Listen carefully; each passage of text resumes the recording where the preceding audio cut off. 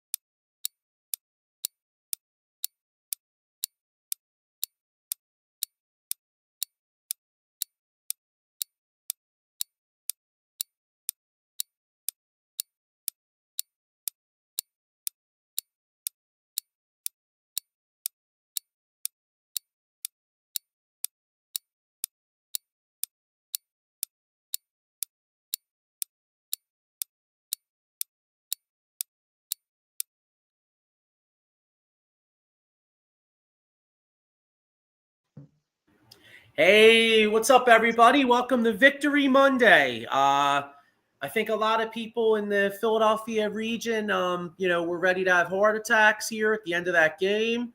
Probably took some years off people's lives, but the Eagles got it done. So we're going to get into some Eagles football as the Philadelphia Eagles have a huge victory Monday. Just squeaked out that win versus the Rams. So the huge matchup next week versus Washington in the NFC Championship game. They got basically the road to the Super Bowl goes through Philadelphia. So we're going to get in a lot of Eagles talk. And then, of course, we got the huge NCAA tournament, NCAA football championship game tonight between the Notre Dame Fighting Irish and the Ohio State. Why am I drawing a blank, Sean? Buckeyes, right? I can't believe I forgot. It's okay. Yeah, Joe, it's been a long. I'll tell you. Yesterday, I was so stressed out about that game, dude. My brain, so we're gonna get into all that. So anyway, I got my usual cast minus Diego. Diego may be on a little bit, and then we're gonna have a special guest talking Notre Dame a little later. My man Paul Spencer. We were gonna have Mark Farzad on this week. But Mark had to do the the Wings game. So Mark will be back. Mark will be on with us next week to hopefully talk about the Philadelphia Eagles going to the Super Bowl. So, but anyway, let's get right into it, Sean. Big win yesterday, and other than like having a tight sphincter at the end of that game before that Jalen Carter sack, what was your biggest impression? I say like the NCAA tournament used to say, survive in advance. What do you think?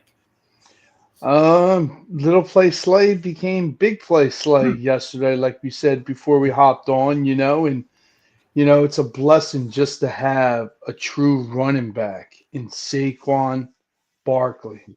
I mean, it gets no better.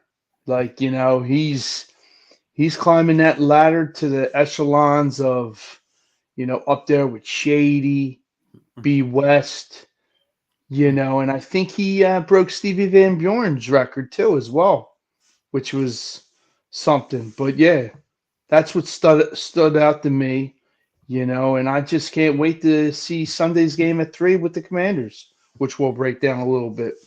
Yeah, here I got my man Chris Rapizzi. He says, LF, let's fucking go, Eagles. Let's go, bro. Yeah, bro. What's up, Chris? Yeah, man. What's up, dog? Like I said, huge win. It's funny. It's funny you mentioned, the great Eagles running backs, from the past. Mm-hmm. You said Shady and you said Brian Westbrook. Watching Saquon Barkley run in the snow, I was having flashbacks of like the old black and white footage, like of Stevie Van Buren from back in the day. You know what I'm saying?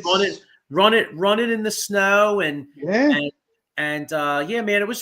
it was just really, just a great moment. And I'm sitting here thinking about it, and we'll get into Jalen Hurts' play a little later, in a little bit, but I mean, while I was concerned with him taking those sacks, I mean, I thought we were going to get fucked.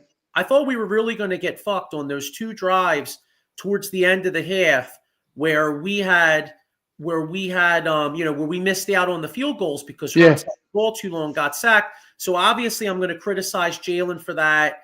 Mm-hmm. But I want to give. It's funny because I want to criticize Jalen for that stuff and some of the bad decisions, but I also have to give him a little bit of credit because on two of those touchdowns, Jalen, the first Saquon Barkley touchdown, Jalen checked out of a play and one of the things about quarterbacks, like you sit there, and of course it's about throw. Of course, when you watch a football game, it goes, you're looking at the quarterback throwing the ball, but playing the quarterback position is so much more than just throwing the ball. It's about checking to the right play, managing the game. And I thought that for as much as he screwed up yesterday, I thought Jalen did a really good job on some of those plays of managing the game. The first Saquon audible in it, yeah. The first Saquon touchdown, he audibles to a play where they basically they brought Mailata around, and Saquon basically made one little juke. He was untouched to the end zone. It was it was a great check. Then if you saw, they showed it on the TV. On Saquon's second, which we thought was the game-winning. It turned out to be the game-winning touchdown, but at the time we thought it was game-put-away touchdown. But obviously we almost blew it. But you saw Saquon being like, "Watch this!" Like the two of them, Saquon and Jalen seem to have great chemistry as far as knowing what plays that are going to work. How to attack a defense, and I know there's a lot of criticism of Jalen out there for not being effective throwing the ball, not throwing for a ton of yards. But I just wanted to give him his flowers on those two plays in particular, because I think there's some cerebral aspects of the game that I think he's doing a tremendous job on, and those two in particular, I thought he really was doing well. Absolutely. Let me get a couple more comments here. Chris Rapizzi says, "I am so hungover, all for a great cause." Yeah, I hear you, Chris. Well, hey, brother. Here's hoping that next week we're all hungover because we're going to the Super Bowl. You know what I'm saying? Chris Rapizzi says Cooper should have had the pick towards the end of the game. That would be the cherry on top. I hear you. Paul Spencer says, "How fast was your heart beating when the Rams were driving late? Not once, but twice." Paul, I was in pure panic mode. I called it when Sean, you probably thought this too. I think the Eagles led up because after Saquon scores that touchdown, the defense literally just backed off, and the Rams scored so friggin' fast. It was, what was it, like a minute and 47 seconds? Yeah, and I mean, I was out with a bunch of people, and I'm like, you know what? I'm like, these guys not realize this fucking game's not over. Like the Rams scored, and then they had 3 timeouts. You know what I'm saying? And then that was, I thought that was a terrible call. We had 2nd and 6, and the one thing you can't do when you're trying to run the clock out is to try some bullshit play action pass where you're dropping back so far, because he lost so much yards. You knew you were fucked. You had to punt. They had no chance of getting to 3rd and 16. Oh, absolutely. Chris Rapizzi says Frankfurt and Cotman Ave. Yeah, let's hope, Chris. Paul Spencer says that's a problem. He must mean about their first drive. Oh yeah, here we go. Prevent defense, keep pressure regardless. Pretty much. Well, did you see? I saw on X, Dan Orlovsky. I think it was Orlovsky had a breakdown. If Jalen Carter doesn't make that sack at the end of that game, we lose the football game. Because what's his face? The tight end was wide open. The Eagles defense. Yet the Eagles. I forget. I don't know if it was the linebacker or defensive back or whatever. Slipped, and if Stafford has time to throw the ball, he completes it over the middle. And if he doesn't score, he's down to like the 2. And there was so much time left, we would have major issues. Pretty much. Hang on, I got a comment here. Mike Fuji says, "What's good, fellas? Happy Victory Monday." What's up, Mike? How you doing? What's up? By the way, you want to check Mike's show out. I believe it's I believe it's Wednesday nights, right, Sean? Mm-hmm. All right. Well, Mike's having Pat Callahan. oh, it is okay. I thought he was having somebody from Washington on, but anyway, make sure you check him out. He's got a good show. So, what were some of your other takeaways from the? I mean, for me, it was Saquon Barkley. It was Saquon's running and Jalen Carter. And you know what? I'll tell you another guy we got to give props to, Nolan Smith. Man, you know one of the big things about this year, this kid Nolan Smith has really become a player. I mean, Yeah. how you stop and think, man. That 2023 draft. Look at the last two drafts, by the way, of Howie Roseman. I mean, look at what he added to this football team. Yeah. 2023, you get Jalen Carter and you get Nolan Smith, right? And then this year you add Quinyon Mitchell and you add Cooper DeJean, and then also Jalen. I think Jalix Hunt looks like he might be a player. I mean, Howie Roseman has added four legit starters to this football team in the last two drafts. I mean, the defensive future is bright in this. Don't forget Milton Williams, Yeah. Mojo Ajomo, guys like that. Yeah, And Orion Burke stood out to me too. yeah. Because he probably was getting all that negativity to fill the shoes of Nakobe Dean, being done for the season with his knee. But he stepped up with that batted ball, excuse me. But yeah. So I thought he played well. I was concerned, Jake Elliott. Oh, yeah. I mean, Missing, you know what? his nickname and his new name for me is Missing Elliott. I know, right? And you know what's ironic though? Like he had such a weird game because he misses the two extra points. Exactly. But he made yeah, here we go. Fuji says thanks. Pat Callahan's on tonight on the Patterson Avenue Fanatics at 8:30. Miss Candy Waller on 7 p.m. Wednesday on Fuji at the 50. All right. But like Jake Elliott was like a tale of two different things. I mean, because he misses the two extra points, but then he hit a couple big field goals. In particular, wasn't one of them like 40 yards or something? 42. Yeah. See that was huge. Paul Spencer says, my hat is off to Zach Bourne, someone who has never played linebacker. Three straight plays, sack, tackle for loss, and a pass breakup. Dude's legit, perfect pickup. Yeah, that was true, and that was a big drive. I think that was the third. I think that was towards the end of the third quarter. That was maybe it was early fourth. I forget, but yeah, that was a big series. Did you see? Now we saw Quinyon Mitchell got hurt yesterday, but he after the game he was saying he thinks he's going to be good to go for next week, and that's key because we need him to try to match up with Terry McLaurin. Mm-hmm. That's definitely a plus. Yeah. But anyway, yeah. So yeah, I mean, huge win yesterday. Oh, hang on, we got another one here. Here's my man, Steve Lawman.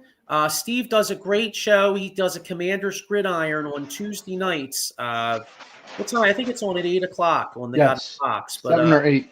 Yeah, he says, what's good, Sully Squad? Congrats on the win yesterday. Looking forward to next Sunday's game. But what's up with your passing game, especially AJ? Something like 3 catches in the last two games for minimal yards. Sean, you want to take that one? I think AJ's knee is still not 100%, and he's still trying to find his inner excellence with that book, But, I mean, yeah, you got to get him more involved, but look at what we have. Devontae Smith, Dotson, Goddard, Calcaterra. So it's like whoever you want, pick and choose, but I think he'll step up. He'll be ready for this Commanders game. Yeah, I'm not worried about it. 8:30 Commander's Gridiron. Yeah, Steve does a great job. I hopped on his show a few months back when we played them for the first time, and I actually got a comment right here because we can look ahead to this coming week's game too. But Mike Fuji says, how concerned are you guys going in NFC Championship game? I'll be honest with you. I'm very concerned. First off, our quarterback, who we need, I mean, I just praised him for some of the good decisions he made as far as lining up good plays. But let's be honest. As far as our passing game, and you would think our passing game would be elite with like AJ Brown, Devontae Smith, Dallas Goedert, a great offensive line, all these guys. But right now, if I'm being real and I'm stacking up the two passing games, we're not even close to the way Washington looks right now. I mean, watching this kid Jaden Daniels play, I mean, I feel like I'm watching young a more mobile young Pat Mahomes out there. Now, I'm not saying he's as good as Pat Mahomes, because that's not fair. Mahomes could be an all-time great, but the way this kid's playing right now, I mean, did you, Sean? Did you see that one pass where they blitzed his ass and he hit that dude right on stride, like yeah, nearly led him right on stride. That Kirby Joseph of the Lions had his hand right in the dude's. I don't even know how he caught the fucking ball. I don't even know how he saw it. But the bottom line is the quarterback he put some zip on that ball. Yeah, and the other concern, watching that game. Now I know Detroit was really banged up too. So I mean, we have to keep it in perspective. There's a huge difference right now between the Philadelphia Eagles defense and what the Lions had to put out there with all their injuries. So I mean, we got to keep that in perspective. But just the thing that's really hard about Washington is you literally have to stop them on all four downs. I mean, they're if it's 4th and 3 or less, they're going for it. And I don't know how you stop them, because this kid is so fast and he's making great decisions with the ball. I think they're number 1 in converting on 4th down conversions too, as well, like you said. Yeah, here's Steve's perspective. He says, you guys have Super Bowl and the number 1 defense. That's super tough to battle against to go to the big game. No, listen, I mean, I agree. I mean, obviously, I mean, the Eagles have home field. The Eagles won the NFC East, and the Eagles are 5.5-point favorites, all for good reasons. But I'm just saying, from my perspective as an Eagles fan, the way this Washington team's playing, in particular this quarterback, I'll ask you, Sean, because Paul and I were talking before we hopped on. As much as I like the home field advantage, there's a part of me that was thinking we might have been better off going to Detroit and playing them with as banged up as they are than even hosting this Commanders team with as hot as they are. What's your thoughts on that? I think it the opposite. I'm looking forward. I'm up for the challenge for them being at home. The only thing that's a concern is what's the severity of Jalen's knee, but. Yeah, they're coming to the link. It's a different atmosphere. So, but you can't take the Washington Commanders for granted, like you said, because Jalen Daniels is playing on all cylinders. Steve Lawman says, correct. Commanders are number 1 on 4th down efficiency with something crazy like 80%. I certainly don't have the balls. DQ does. I'd be kicking field goals and punting more often. Yeah, and that's a scary thing. And as an Eagles fan, I wish Dan Campbell would get some pebbles in his pants. He's walking around fucking with balls. He's walking around with balls like Clang right now. Yo, get some pebbles in that motherfucker. You mean Dan Quinn? Yo, who did I say? Campbell. Oh, Dan Quinn. Yeah, whatever. I had Dan Campbell in the brain. Well, Dan Campbell's balls are too big sometimes. I mean, sometimes that dude needs a reality check. And what's funny? Did you see Ben Johnson sign with Chicago today? So, we'll see what happens with Dan Campbell next year, because he lost Ben Johnson, and he's probably going to lose Aaron Glenn too. So that. Oh, so he went with Chicago, the Bears instead of Oakland or Raiders. Wow. Okay. Well, I mean, I know Caleb Williams didn't necessarily. I mean, he showed, he was kind of the opposite of Jaden Daniels as far as rookie, the rookie year. But, I mean, I guess if you're if you're Ben Johnson, you got a little bit more to work. I mean, let's keep it real. If he went to Oakland, yeah, I don't Who you even know. working with? Yeah, you're going to work. Oakland, Fast forward, a rookie quarterback.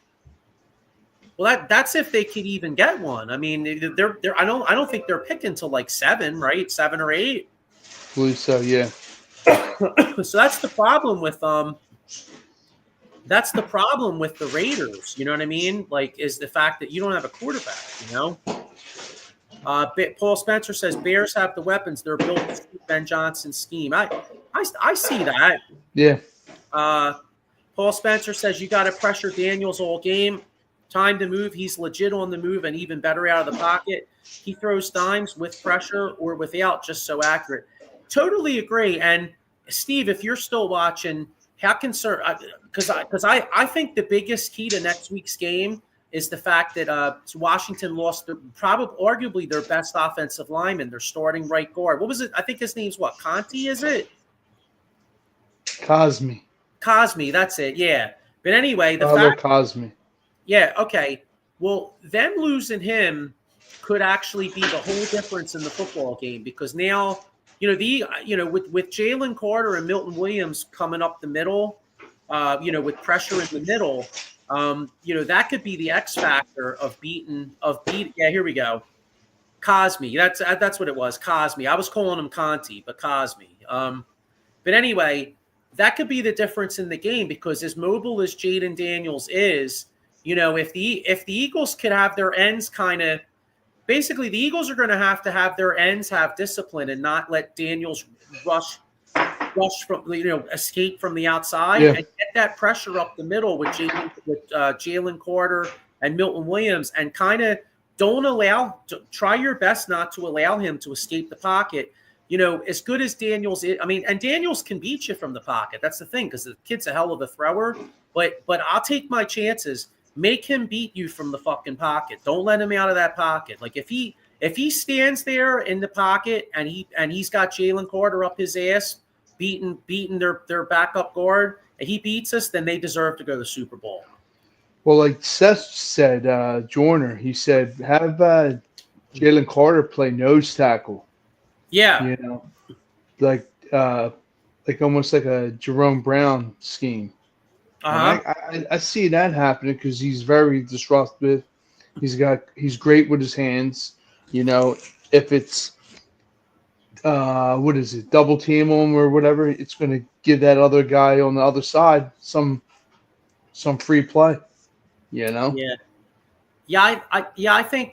I think that could be the key to the game. Get the pressure up the middle, and then the DN Josh Sweat and Nolan Smith have to literally be really, really patient in their rushes, and just don't allow this kid to get out of the pocket. Yeah, there's going to be a lot of unsung heroes, I think, too, stepping up too. Steve Lawman says Trent Scott did great filling in. Here's a great matchup. Commanders have 0 turnovers and 1 punt in the offseason.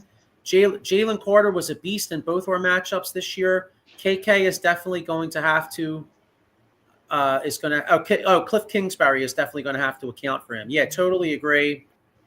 Got another comment. Zach McDevitt says, wouldn't it be fair to say if the Eagles must rush and Washington's double quarter, it would give Daniels too much time? I totally agree. Totally disagree with you. Yeah, that is the concern. But if Jalen Carter gets doubled, then Milton Williams should be able to possibly beat his man. Pretty much. And Zach, to your point, I'm not necessarily saying to mush rush. I'm just saying you just gotta be like I guess what I'm saying is, like, you just have to make sure you don't completely lose contain, because how many times does this guy fuck you on like a 3rd and 5, 3rd and 6? Like the last time we played him, that last drive, I think he rushed for at least 2 or 3 first downs on like 3rd and 5s, 3rd and 6s in that game. Yeah. You just got to play conservative and just stay at home and try not to let him work his magic, because when he does, he's on stride. We've seen it. Yeah. because I mean, I definitely get Zach's point, because you're right. I mean, you don't want to give the kid too much time, but I guess let's be real. This is why this Washington team's in the championship game, because they are hard as shit to stop. It's hard to stop this kid because he's like a dual threat. You know what I mean? Mm-hmm. Just like this comment, Nolan Smith is the X factor. Yeah. Well, you know what? And the good thing, Nolan Smith has really good speed too. So maybe if he does lose contain, he can kind of limit it. You know what I mean? Zach McDevitt said that would fall into the linebackers, not the ends. The D ends need to hunt flat out. Disagree. Okay, well that's fine. Steve Lawman says that's the trade-off. If the Commanders bring an extra tight end, keep Ertz in the block more, or use the running back to chip block, it takes another weapon off the table for JD5. Well, that's what we could use. I mean, that would be nice. I'll tell you what. That's one thing about Washington too. Zach Ertz been playing good football. Yeah, well, it's that veteran presence. He's great across the middle. So, but I think that comes to a stop come Sunday. Yeah, here I got a comment here. Michael Packard Jr. says, I'm not taking anything away from the Commanders. I just don't want to see that weasel owner Josh Harris hold the trophy up at the link. Oh, that would make me sick, especially because we might have to get just a little bit of Sixers later. I'll hold my nose and we could just acknowledge them, because they're a fucking disgrace, the Sixers. And and my man Josh Harris, I mean, the Sixers are a nightmare right now. So yeah, to see. Not only do we have a shitty basketball team that he owns, that our best players can't even fucking play, but then we'd have to watch him celebrate on our field. Yeah, I can't deal with that. I'm right with you, Mike. Paul Spencer says, I see the Commanders using a lot of chip and slip screens if the Eagles try to hunt too much. Yeah, that's the trade-off. Because that's the trade-off. That's the tough. That's why this is going to be. They're tough to defend. Michael Packard Jr. says Josh Harris does not care about the Sixers. He cares about this. Yeah, I'm not a Josh Harris fan.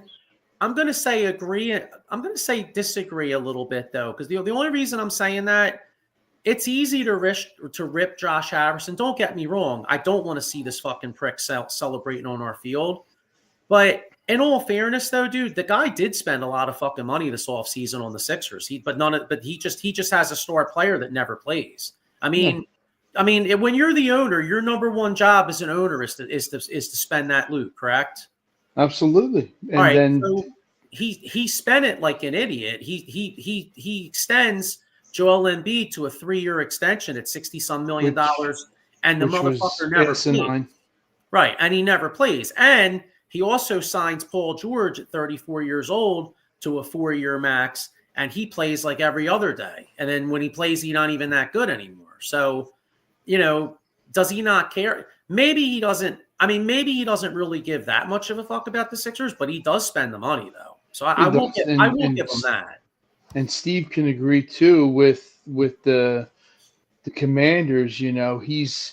He's all about spending the money. I think they're getting a new stadium, if I'm not correct. They probably will.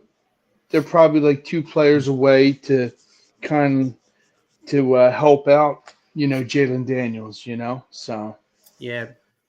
Steve Lawman says, funny thing is, we have Sean Hockley refereeing the game. He's the one who royally screwed up the clock when the Commanders played the Saints. I know all about that, Steve. I had the Commanders. I had the Commanders in the last leg of a parlay there. I would have won me like $300. So thanks.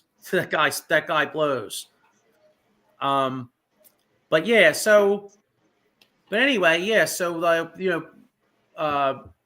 any other key points? You know what? Why don't we come up with let's come up with predictions for next week. Now that while we're here, because next week when we do this show, like I said, we'll have Farzetta on, and hopefully we'll be recapping an Eagles win. But do you think the Eagles are going to go? Do you think the Eagles are going to the Super Bowl next week, Sean? Yes. Yes. All right. How about a score?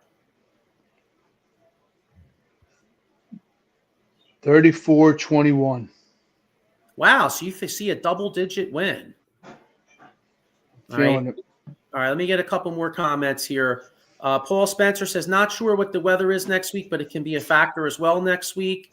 Paul Spencer says, Eagles 32, Commanders 27. I think the line went up to 5.5, so that would actually be a Washington cover. Zach McDevitt says, if the Eagles do chip and slip screen, or I'm sorry, if the Commanders do chip and slip screens, again, it falls on the linebackers, and that means they aren't throwing down the field. That's a win for the Eagles defense. Playing scared will lose this game. And if you guys are scared, and for the Eagles, you guys sound scared, get a dog. I love that. I'm not scared at all. I'm actually going to pick the Eagles. I'm just keeping it real. When you're playing against a running quarterback, and like I said, Michael Kaepernick Jr. says 31-23 Eagles. Like I said, I am not saying not to rush Jaden Daniels. I'm just saying that you want to just be a little careful. You can't let the dude escape the pocket. I disagree with you. I think you're going to get fucked. You know what I mean? If you let him escape the pocket, I think you could be looking at Jaden Daniels having like 75 rushing yards and extending drives throughout the game. So it's double-edged sword. Steve Lohlman says Commanders have nothing to lose. Playing with house money, Commanders win 36-31. It all comes down to us containing Saquon Barkley. Okay. For a minute there, I saw SB. I'm like, containing Super Bowl. Like, all right. So I'm going to go Eagles. I'm going to go. It's going to be a sweat, brother. I'm going Eagles. I think the defense is going to play well. So I'm going to say Birds 24-20. Michael Packard Jr. says the Eagles' last game against the Commanders, the Eagles lost that game with their defense looked tired. Yeah, I could see that. All right, so we all predict So we predict that next week when we have Forzetto on, we'll be talking about a Super Bowl victory. By the way, too, if we do make the Super Bowl next week, it's like, I said, Sean, I say we have like an open show. Like some of the people that watch, I'll send invites out for motherfuckers that want to hop on and talk some shit for a couple minutes. What do you think? No. We did that a couple years ago, remember? Yeah. You know what I mean? It'll be like the celebration. Steve Lohlman says, whoever wins will come down the last 2 minutes, reviving the 90s rivalry. Yeah, I mean, one thing, I mean, Sean, you and I go back to the Buddy Ryan against the Hogs days. I mean, I'll tell you, Eagles versus Washington used to be a great fucking rivalry. I mean, remember that game? Remember that game in '89? God, I feel old saying it. Jesus Christ, the '80s. But remember Washington got up like 20-0. And they were kicking our ass, and when Randall signs that contract extension that day, and like the Eagles, Randall throws for like 400 and some yards. I think Gerald fumbled. I mean, the body bag game. I mean, there's been great games through the years between Eagles Washington. It is, and while it was kind of fun to laugh and clown on them for having Dan Snyder as an owner because they sucked. I mean, Christ, their stadium had literally shit coming out of that, John. You know what I mean? The pipes, literally. Yeah. So so literally their stadium had shit coming out of that, John. You know what I mean? They sucked. But all kidding aside, you know what I mean? Like it is, I think for football, it is kind of cool to have Eagles-Washington rivalry again, Oh, absolutely. Let's get another comment here. We'll touch on this real quick. Michael Packard Jr. says, I live in upstate New York. I am hoping it's the Bills so I could rag all over these stinking Bills Mafias fans. So, let's recap the AFC real quick. So, AFC, you had Houston against Kansas City. And do you mean Houston against the refs? Yeah, it's funny because I know people have been saying all year that the refs kind of favor Kansas City, of course, anytime you have a star quarterback, you're always going to – the team that has a star quarterback is usually going to get a little bit of the benefit of the doubt calls. So I've always kind of like poo-pooed that a little bit. But I got to keep it real, man. Like Saturday was fucking blatant, dude. Like some of them, even Troy Aikman was like, damn, dude, like that's kind of ridiculous. Like some of those It is. were absolutely ridiculous. Like, let the game be played fair and square, but it wasn't in that case. And like I was looking at videos on Twitter, Mahomes does this thing with his hands, a gun gesture. He don't get penalized real quick. Slayton does it. He gets fined and I think suspended or something, like whatever the case may be. But you know what I mean. It's a two-way street. But the refs, and he does cry to the refs, which I get and I don't get sometimes. But here's Paul Spencer right here. He says, let's talk about these quarterback calls for Mahomes. First Brady, now Mahomes. I mean, and the thing is that like I've never been a guy that hates Mahomes. Like I always kind of liked Mahomes. I liked this, I mean, I don't root for him, but I mean, like you like his talent. That's what you do. Yeah. Well, I've respected his game. I love that show Quarterback where it went behind the scenes. I thought it really showed him in a good light. You know what I mean? Yeah. But I'll tell you that flop he had along the sidelines, like I was like, come on, dude. I was like, that's the shit that like these pussy ass soccer players do. Like I was like, get the fuck out of here, dude. Like that was some nut shit, bro. Like I didn't like that. And then like what Aikman said, where he did that like slide and like the Texans guys kind of hit each other. Like, I'm sorry, bro. If you slide last second like that, you get what you get. Because he was looking for that, John. Michael Anderson's unsportsmanlike conduct against him in the first quarter. I watched that. That was a terrible call. Come on. It wasn't, And then the late hit on one of the Texans, KC did to the Texans player, that goes uncalled. Like, something's got to give. And then Karlaftis, dude, he had a hell of a game. He had like 3 sacks. Yeah, the kid was like a man on fire. Right, exactly. Now, in all fairness to the Chiefs, though, that was the Texans' fault for trying to block him with the tight end. That wasn't the referees. Yeah. I agree. I agree with Steve Lawman and Rich Eisman here. He says Rich Eisman had a great thought today. Every 15-yard penalty or more needs to fall under replay assistance. Totally agree with that. And Steve probably saw this Saturday night. Now, it didn't factor into their game because they wound up winning, but Washington got screwed early third quarter in that game. I think it was early third quarter. They called on a third down. They had Detroit stopped. They called a personal foul face mask. Meanwhile, he didn't even grab his face mask. It just looked like it. Yeah. And so then the drive gets extended. Detroit came down and scored. And, for Washington fans, thank God for Washington fans, they wound up winning the game. But that's the kind of shit that could lose you a game.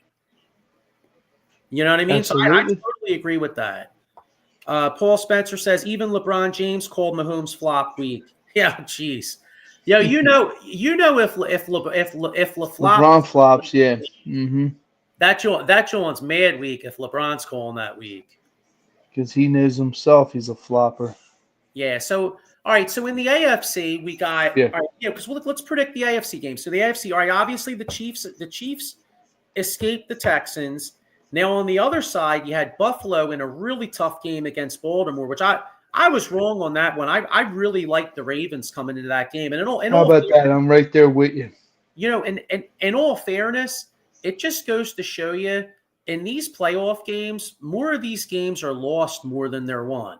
Because the bottom line is, dude, the Bills won the game, so they deserve props. The Ravens kind of lost that, John. I mean, if you really think about it, LeBron, not LeBron, Christ, Lamar. I got LeBron on the brain. Lamar Jackson.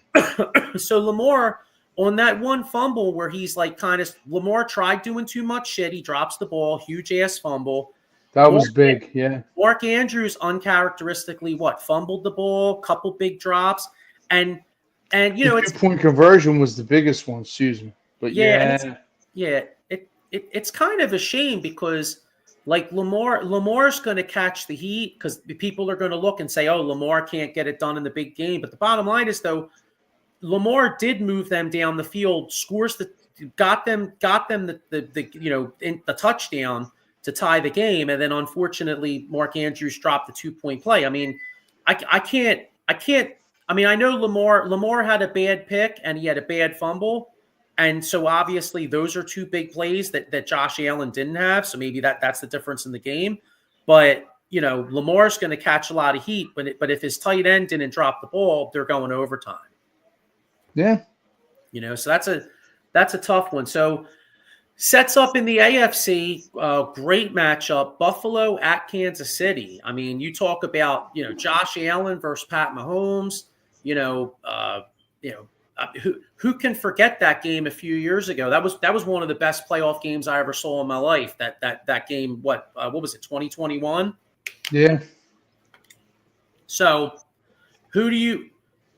if we both think the Eagles are going to the Super Bowl, who do we have them playing? Bills Mafia. I like to see Kansas City say, okay. 28-21, the Bills. Okay. Paul Spencer has Bills 32, Chiefs 26, but can you really bet against Mahomes? He's an assassin.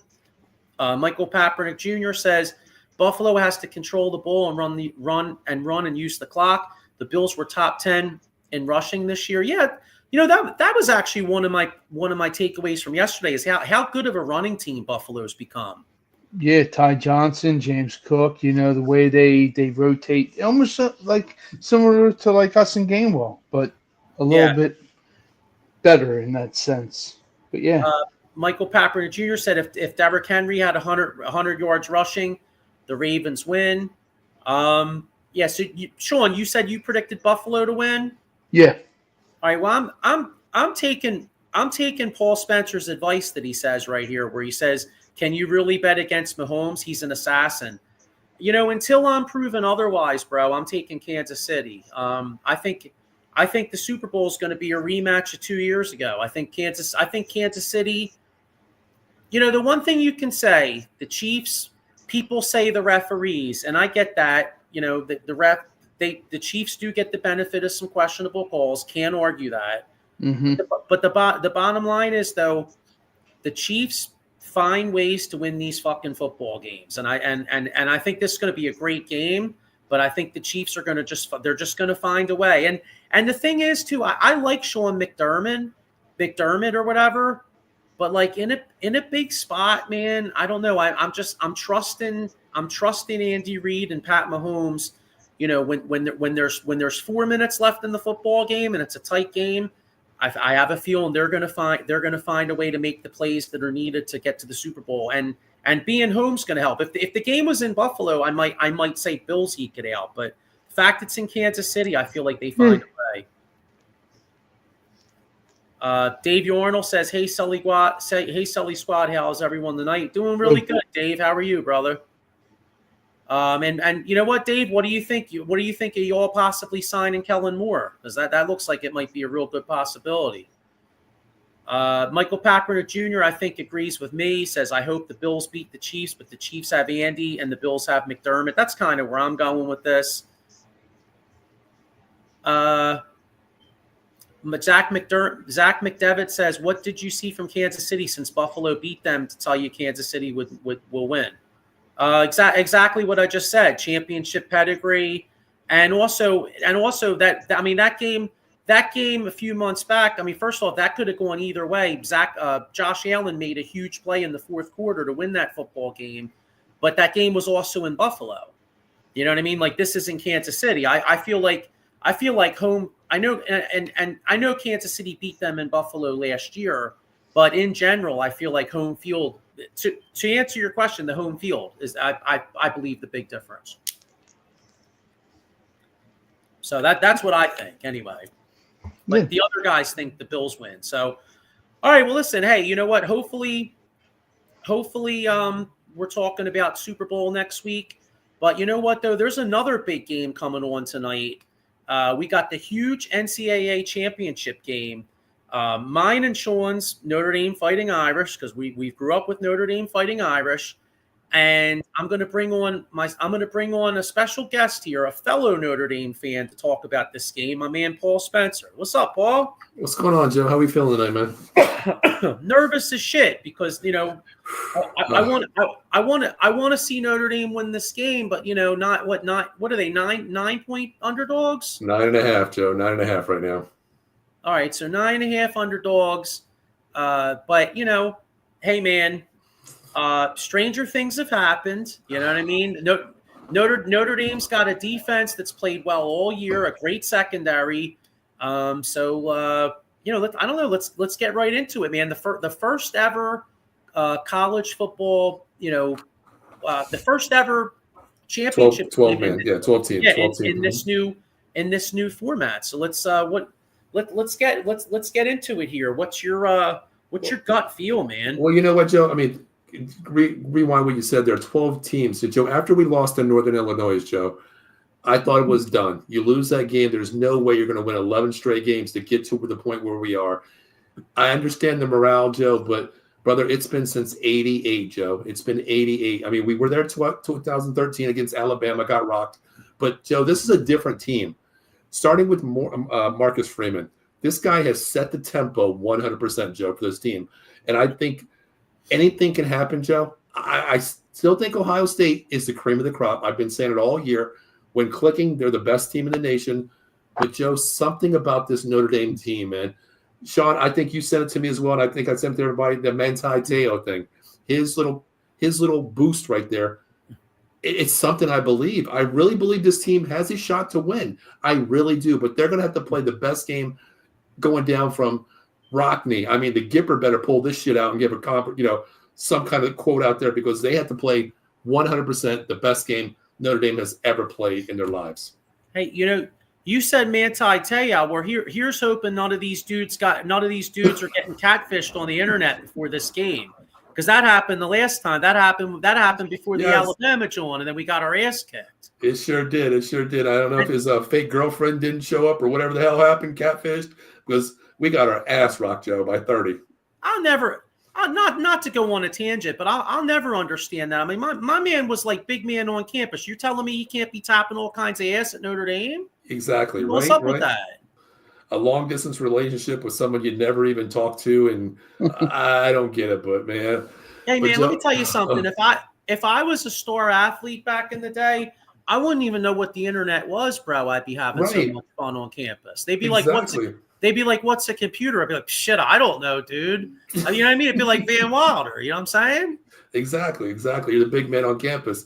I mean, he was in the Heisman running that year, Joe. You remember that? He was a linebacker in the Heisman candidacy.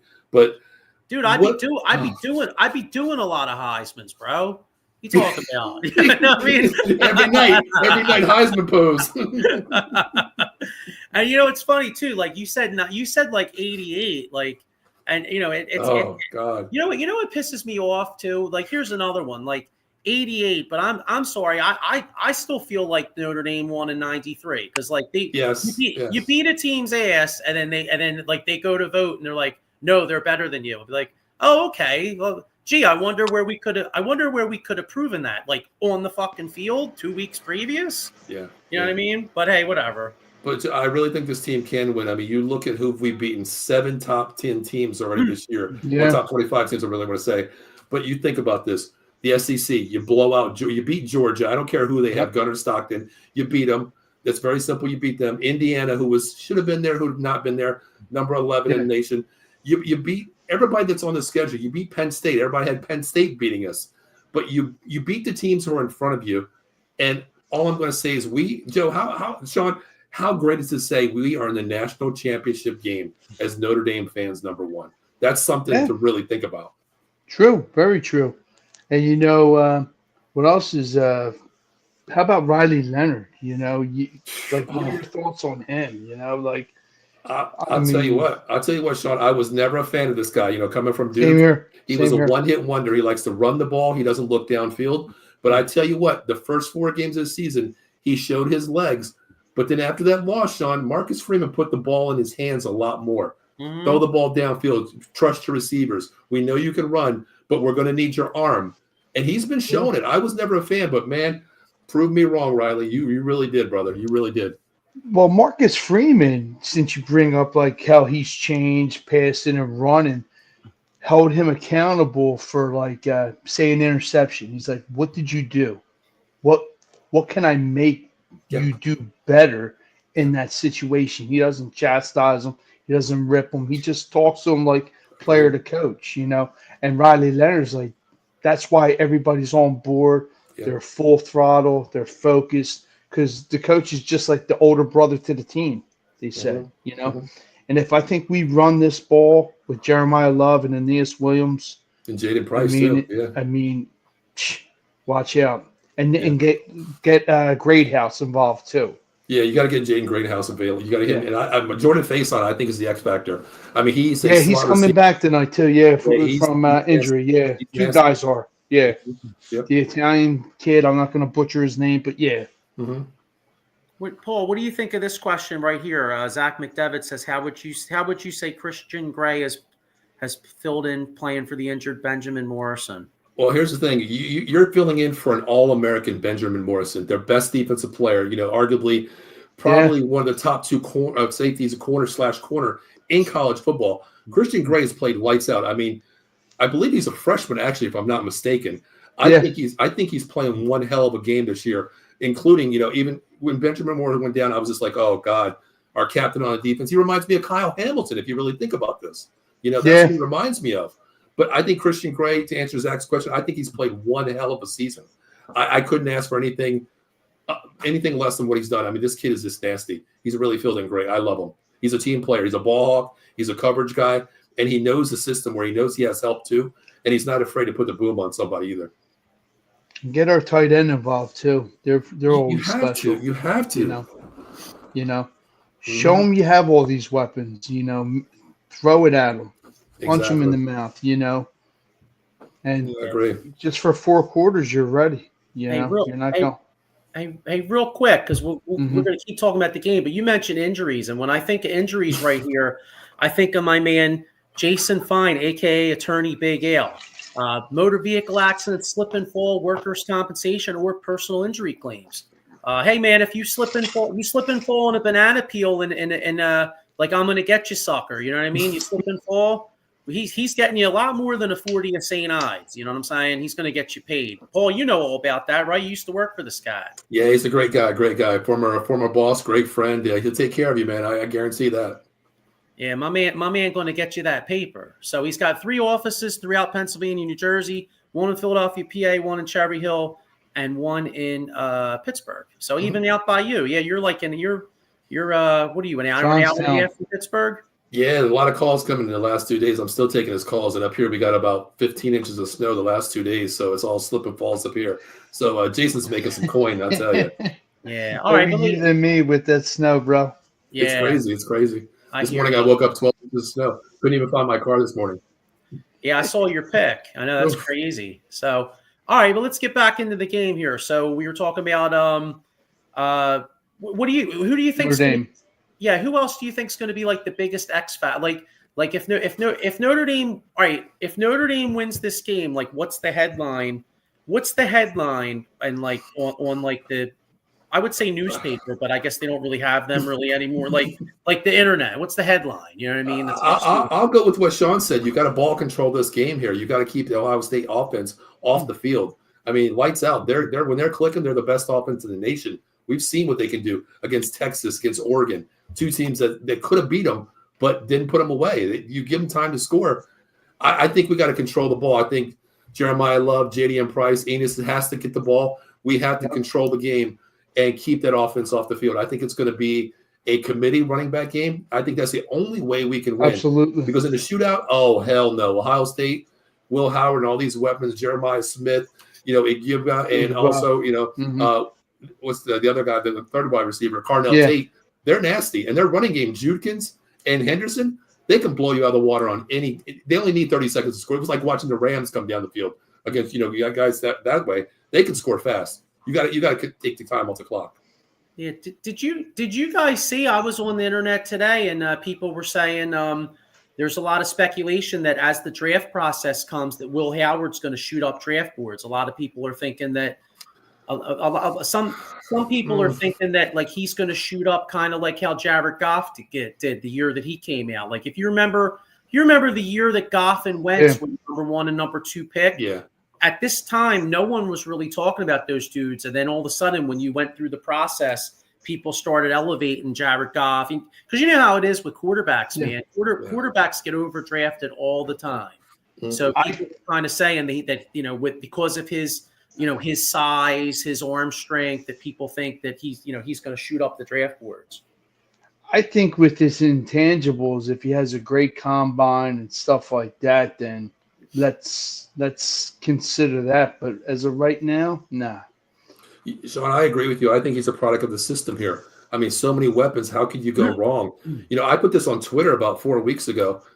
Imagine if Ohio State had Kyle McCord, the way he throws that rock, what this team would have been, even though he went to Syracuse. Imagine his arm talent with the loaded roster that they have this year. This is the best Ohio State team that they've had in years.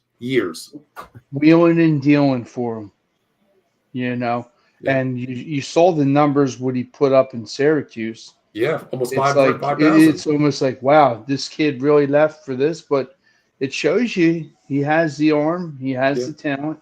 And I always said that because I watched him in Marvin Harrison play at St. Joe's Prep for years, and I said, this kid's going to be good. But my thing was, I was telling a friend, I was like, can you really name one wide receiver at Syracuse? I can't. And I watch all sports. Every team. I can't name one guy. I can't name one wide receiver. And he made them better, know? The last one I remember is Marvin Harrison. Yeah, exactly, right? Yeah. Mm-hmm. That was – and how many years ago was that? That was before – 12, 15. Well, and McNabb, remember McNabb was there. I was going to say, that was back then, yeah. Mm-hmm. Yeah. But what do you think? I mean, honestly, we're all Notre Dame fans. We keep it real. What is the gut tells us we can win, but the heart says we can win, but does the gut say we can win, honestly? I think so. I think we pull out like something with like a Jeremiah Love, Aeneas Williams or Greathouse. Like something, just like that. Did that just happen? Yeah. You know what? Never put it past Freeman. I mean, he's done the, 11 guys off last week, 11 guys on the field, the fake punt, the go for it. And remember the fumble Ruski that he had was called back. Remember that one? Yeah. I mean, I'm going to stay. It's a hard decision. I'm sticking with my gut. ND wins. They pull out the shocker. So I hate to pour cold water on this because I really want Notre Dame to win, but so the only way I think Notre Dame does win, there's two ways. Number one, when they get in the red zone, you got to get 6. Ohio State is one of their greatest strengths is their red zone defense. So there's so many times, like you saw it in the Texas game, like Texas would get the ball down there and then boom, you get the big turnover or they hold you to 3. So you got to get 6 when you get in there. And then the other thing, I think the only way Notre Dame wins the football game, in all honesty, is if Ohio State has 2 or 3 turnovers. I think Notre Dame's, you got to get extra possessions. And to your point, Paul, maybe even something ballsy like a fake punt or something to extend the drive or either extend the possession, steal a possession. You need shit like that because when you're playing a team that's more talented than you, that's the kind of stuff you got to do to win. But I'll make the prediction. I think it's going to be really close, and Ohio State gets another touchdown at the end. I think Ohio State even covers. I'm seeing like a 31 to 20, but a lot closer than that. Like I think it'll be like a 23-20, 24-20, and then Ohio State gets a late touchdown to extend it. I mean, we always say 2 high-powered teams, 2 great defenses. It's going to be a low-scoring game. But, man, how many times have we seen it's the opposite? It's a shootout. But, Joe, I agree with you. I think there has to be a couple turnovers for Notre Dame's advantage to win this game. But when you have the weapons of Ohio State, man, I mean, you have the freshman that could be a Heisman Trophy winner, Jeremiah Smith at wide receiver. You have these weapons. I hate saying it, Joe, because the last time I put a bet on this game was 2013, and I lost everything that I owned, even my underwear, I lost that too. But I agree. I would go Ohio State here as a betting man. I'm going to go Ohio State. I think it's 32-24. I think they do cover. Okay. But, man, I want Notre Dame to win this, man, because, God, it's like being a Cowboys fan, man. Almost 30 years, and I need this win. I have to have this win. My God. I don't know when I'm going to see this again, Joe. I don't know when I'm going to see this again. Yeah. 28-24 for me. 28-21, I'm sorry. Notre Dame, right? Notre Dame. Wow, Yeah. I like that. I like that, Sean. I like that. Hey, Sean, I hope you're right, man. You being right would be a lot more fun for me. You know what I mean? But Right. let's keep it real. I mean, hey, God. I don't know. Maybe yeah. Well, there is one positive though. I watched the Eagles game with Lieb yesterday, and he said, "Oh, Ohio State's going to kill them." So we have hopes. DraftKings, bet the house on Notre Dame because the Did he really say that? Yeah, Dude. he was like, oh, he's like, I hate to say this to you, but Ohio State's going to win tomorrow night. And I was like, dude, thank you so much. Does he even watch college football? Does he even watch college football? He sleeps during college He football. couldn't name one fucking bro. He couldn't name one player. All he does is talk shit. Let me tell you this story. So back in 2010, the Braves were playing the San Francisco Giants, right, in the playoffs, and the Phillies were going to play the winner. And I was like, man, I'll tell you what, I kind of don't really want to play this Giants team because they're kind of red hot. He goes, oh, I want to play them. He's like, it'll be the whole East Coast, West Coast thing. And I'm like, motherfucker, this isn't Biggie and Tupac. I was like, this is baseball, right? So we're breaking his balls, okay? And I'm like, you know what, dude? I'm like, you couldn't even name one player on the Giants, could you? He's like, doesn't matter, East Coast, West Coast. I'm like, all right. So then just to fuck with him, I said, you know what, the Giants. I said, yeah. I said, you know what, bro? I said, the Giants have this outfielder, dude. I said, he's really good. He's like, oh, who's that? I said, Bobby Thompson. He's like, oh, well, he's like, I don't really know any players, blah, blah, blah. He's like, Bobby Thompson. Yeah, maybe he's good. Paul, Bobby Thompson's the guy that hit the shot heard around the world in like 1951. He don't even know who the fuck he is, right? And I'm like, yeah, they got this Bobby Thompson guy. So then he's like, well, I don't know. And I'm like, dude, Bobby Thompson's dead, you fucking prick. I was like, I'm naming a guy from like 1950. Oh my! So, hey, listen, if Lieb mushes us, I'm cool with that. I'm okay. Yeah, I'm so cool with that. It could be the reverse mush, but it was just so funny because like God loved the guy, but I've never seen a dude talk more shit, and then like he couldn't even name one dude that's playing. Like you're like he comes up with these definitive statements like this, like you're going to win, and you're like, well, why make an argument? They just okay, cool, Yeah, exactly. That is him. You got to have a backup plan. Know your. So anyway, I had him convinced that Bobby Thompson was going to be the concern against the Phillies. Shit, you should have told him, look out, Joe Theismann's playing. Joe Montana's playing quarterback this week. Jerome Bettis is the running back. Jerome Bettis, Rodney Culver, Ricky Waters, Tim Brown's coming back. Well, that's the other thing too. He never thinks Ishmael. Don't forget him. He's the punt returner and kick returner for tonight's game because somebody's injured. That's the other thing too. He doesn't think anybody gets older. So like you could tell him right now, be like, yo, Terrell Owens is coming back to play. He'd be like, oh, great. Like, dude, he hasn't played in like 20 years. You know what I'm saying? Like, to bring up your point about a wide receiver, Quadre Ishmael. There you go. Quadre Ishmael, The missile. There you go. Right? The rocket and the missile. Yeah, there you go. I know. Wow. You know what I'd like? You know what I'd like to find? I haven't been able to find it on like eBay or anything. I'd love to find a Rocket Ishmael Notre Dame jersey. That'd be pretty cool. DH Gate. I've seen one, Joe. I've seen one somewhere. I didn't see it. I looked on there. I've seen a couple of them on there. Yeah, I think I'll send it to you. All right, yeah, because I mean, not that I need another jersey, but I always kind of did want a Rocket. It's always good, dude. The Rocket, 25, man. I'll never. Well, you know what's funny?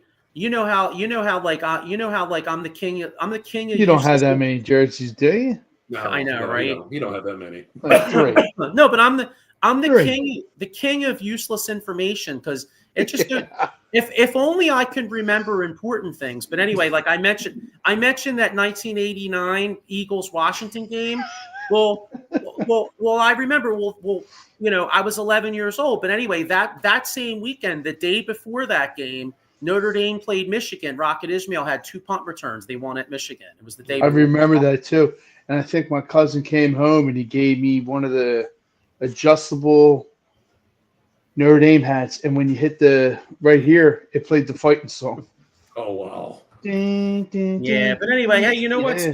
Hey, well, speaking of these games, we got 25 minutes till the game comes on. So let's get ready to wrap up here. I was going to talk about the Sixers because they're out for another week. But you know what? Here's my thoughts on the Sixers. You blow, tank, just tank. Any thoughts on the Sixers other than they blow? get me Cooper Flag. That's it. Yeah. Yep. Cooper Flag, man. If you get Cooper Flag, you know what? Process complete right there. And Yeah. Embiid doesn't play. Yeah. Paul George doesn't play. Who gives a Awesome. shit? The Sixers suck. I don't even watch him anymore because I don't know who the hell's playing anymore. I'll send his ass back to Cameroon with his family. So yeah, let him go play for the Cameroon team. That's a crazy thing. He plays in the fucking Olympics and comes over here and don't want to play shit. You know what I mean? Oh, but the funny thing is, before we go, since he got gold for the U.S., now he wants to play for them. Well, So go permanently. Go permanently. Pack your bags and go play permanently. Take your money and leave. I know it's so frustrating because they're really gonna piss me off because they're gonna find a way to win enough friggin' games because Oklahoma City has their pick if it's 6 or lower. So they're gonna win enough games to just fuck us. You know what I mean? Pretty much with no Vaseline. Oh, hang on. I got one. They're going to squeak into the playoffs somehow, watch, and just lose in the first round like usual. In the playing game, they're going to lose. Let me just get to this question before we get out of here. Michael Tapper Jr. says, "Do you think the Eagles should sign Patrick Peterson as a backup?" Because Patrick. I mean, I know cornerback is kind of on an island, but he's not going to learn the defense in 4 days, and they're not going to. I think that'd be a waste. I mean, I can see an insurance policy, but what's he going to bring to the table being out of the league for how long? And if nobody's picked him up, I wonder if I have a better chance of making the team and signing. Well, tell Lieb that tell Lieb you got signed. You know, he'll understand that one. Yeah. See, now Lieb would be like, "Oh, Patrick Peterson, he was great," or he'd be like Eric, he'd be like Eric Gale. Oh, let's sign Eric Galen. Wes Hopkins, he's still out there. Let's get him. You know what? I think I'm going to put on Facebook tonight. Deion Sanders is the new head coach for the Dallas Cowboys, and he's also playing corner for the Dallas Cowboys this year too. Might as well, right? Yeah. Bring back some old players. Yeah, why as well. Yeah, but all right. Well, we'll get. Yeah, but anyway, the only Sixers news was that Joel Embiid, his ankle was feeling better, but then he warmed up and now his knee's fucked up. So I'll tell you, they screwed up. Do y'all remember the board game Operation? Yes. You don't even have to go there. So that's like Joel Embiid. You put So if we were doing Operation, you put the John where he's hurt. You'd be like, here's the eye. You know what I mean? And then you if that doesn't work, Joel, can you point to tell me where it hurts? Yeah, they need more spots for Joel though. It's the ankle bone, the neck, or whatever. Joel's had every fucking injury in the world, so it would be like Monopoly time or Operation times 10. Yeah. You put the little metal thing there, and it's like, zzz, you don't even touch it. It's like Sean said. What's hurting Joel? This. Yeah, you know what's funny? That he. I mean, again, I feel bad for him in a lot of ways. I mean, it's a shame because the guy's a great player and he just can't catch a break. I mean, he's always hurt. But the bottom line is some of his injuries, you don't even know what the fuck it is. They make up bones and you're like, what the hell's that? And you're like, I don't know, but Joel Embiid hurt that jaw. And you're like, oh shit. Behind the scenes with that extension, he's smiling. He's got what? This is crazy. I mean, not to get into it, we'll get off here. But my thing is when people talk MVP, now everybody understands why Joker gets the MVP. The dude plays fucking 80 games a year, no matter what. Into the playoffs too. Yeah. Yes, game he plays the next game. Home and away, he doesn't miss games. Joel Embiid plays one game. He's out a fucking week. And then he wants the MVP for playing 50 games a year, 60 games a year? No, bullshit. Mm-hmm. I know. It's more. Bullshit. Mm-hmm. Yeah, tell me about it. It's I don't know. It's gut. It's a gut Whatever. I well. lost words. That's what well. Joel does to you, Sean. He comes up with injuries in your mouth that you can't speak. Yeah. Yeah, unfortunately, it looks like the process failed. The only thing that could save the process is somehow tank this year, get an absolute miracle where you wind up with like a Cooper Flag or one of the other kids. There's a couple. This draft is supposedly. I like the center from Duke, the Nigerian kid, 7'2" freshman, averaging 12 points a game. He's a body. He's a big boy. He can run. He can gun. I like him. Pick him at like 11 or 12. I'll take him over Embiid. Yeah, but I know, again, the problem is, though, is that they don't, unless they're top 5 or whatever, they don't have to pick. So there's so many. Kid from Auburn. Yeah, we can go on and on. You got Dylan Harper from Rutgers. You got, I think his name's Ace Bailey. I mean, there's some guys coming out, you hope, that maybe if they could luck out and get a guy, but I don't know. Unfortunately, they tanked all those years to avoid NBA purgatory, and now all these years later, they're in cap hell and NBA purgatory, and I'm worried that now Joel Embiid is now going to be Greg Oden territory, where you're no, you know what I mean? Yeah. I feel sorry for the fans and Maxey. I can't. I hate saying that. Pretty much. Yeah, Maxey plays his ass off, whatever he does every game, but it's just like, Joel, you playing? Nah, I ain't playing. Hey, PG, you playing? Nah, I ain't playing either. Fuck it. All right, whatever. Yeah, I know they've totally taken away. I mean, like Sean and I grew up as two guys that loved the NBA, and like I mean, I can't. And the NBA in general, like I don't can't watch it at all. It blows. Yeah, agree. It sucks. Yep. Put it this way, pay me and I'll do a survey on it. Until then, no thanks. Yeah, I don't even bet it anymore. I don't even bet the NBA anymore. I call it the selling league, the NBA sellers. They sell every night. Who knows who's playing, whatever. I don't even bet it anymore, honestly. Yeah, you know what? Why should you? It's a waste of money. Yeah, yep. Yeah, you know what the problem is, though, is that the fact that the NBA does not give a fuck about American fans like us, because the bottom line is that the NBA has become so popular with individual players and overseas that literally, like, guys that grew up loving the game, like Sean, me, and Paul, you used to love the game, I think, too. And, like, all us guys that grew up, like, loving individual teams and rooting for stuff, they don't give a shit about us because they make so much money on the individual players and all these people from around the globe watching these guys on Twitter and, y'all see them shoes? And like they don't give a fuck about the game. So old school will never be replicated again in my eyes. Old school basketball, old school football, old school everything will never be replicated now. It is. Now it's all fundamental sports. It's all about marketing and money, just like you said, Joe. That's all it is. Yeah. Sure. Well, look at the All-Star game. The All-Star game's a fucking joke nowadays. Yeah, it's sad. The NBA needs to make sure. I mean, well, they won't. Like again, they won't though, because unless their ratings tank. Now, the only hope is that they're supposedly a lot of their ratings are tanking, and that's the only way that any changes will make. Because other than that, it's a shitty ass league. Agree, 100%. So, but anyway, we'll get more into that the next weeks. Let's wrap. We got a game to watch soon. So, let's go Notre Dame. Let's go. It's time. It's been 88. It's time that we need to get a championship. So let's go. Let's go, fucking Notre Dame Irish tonight. Beat Ohio Go Irish, State. baby. All right, so go Irish. Go Birds. I was gonna say, Paul, I know you don't agree with this. You know what? Fuck it. Fuck it. It's 2025. Go Birds. Fuck it. Okay. Yeah, there you go. I was gonna say you don't like Washington either, so it's like So I'm screwed either fucking way. So I'm shit up a creek anyway. So this, what? Fuck it. Go Birds. Go Birds. Go Birds. I was gonna say it's got to be a worst case scenario for a Cowboys fan, because who the hell do you root for? It's basically you're like the Hatfields and you got the McCoys and somebody else fighting. You know what I mean? Who you like? Who the hell are you gonna root for? Exactly. I mean, good. Either way, I just want the best game possible. That's all I want. I want a good game. I don't want a blowout. I want to come down to who has the ball last and give me hell. If it gives me a Hail Mary to win the game, I don't care who wins the game. Just give me a good game. That's all I want. Yeah. All right, just hope that Sean and I don't die as we're watching it, because we're both going to be nervous wrecks. I'll make sure I give you a courtesy call. Check in, okay? All right, sounds good. Sounds good.